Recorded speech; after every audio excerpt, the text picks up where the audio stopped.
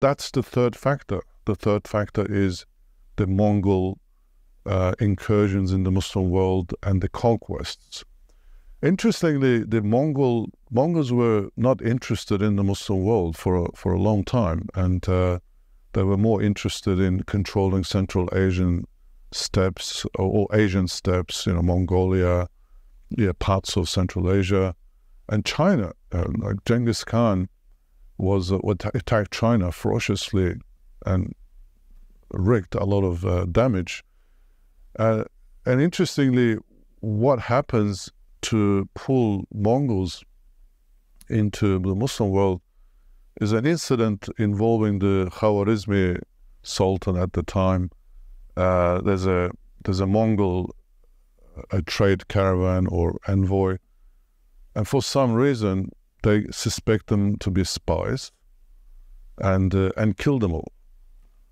It's like touching or harming trade caravans is a big no-no at the time, because you just don't do it. Sometimes even in that medieval world, historians talk about two armies fighting, and these trade caravans are passing by them without worrying what would happen to them. So it was a big no-no to touch traders, but Khwarizm Sultan did, unfortunately.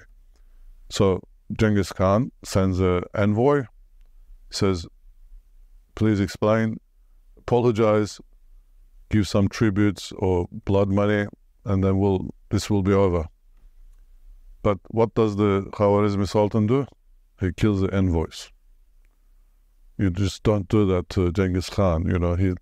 Genghis Khan is furious. He stops his invasion of China halfway and decides to attack the Muslim world.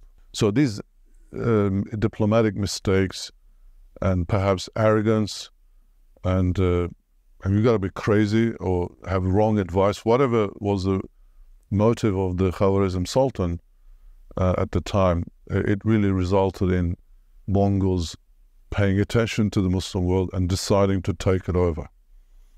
So starts the campaigns against the Muslim sultanates and governments in the area, starting with Central Asia, Bukhara, Samarkand, Tashkent.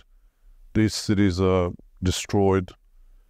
Millions die. They say that historians put that the Mongols killed 10% of the world population.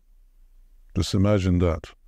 So there's 8 billion people in the world right now. 10% of that is 800 million. 800 million, the population of India or something. Just imagine that's being decimated in a matter of a few decades. And that's exactly what happened.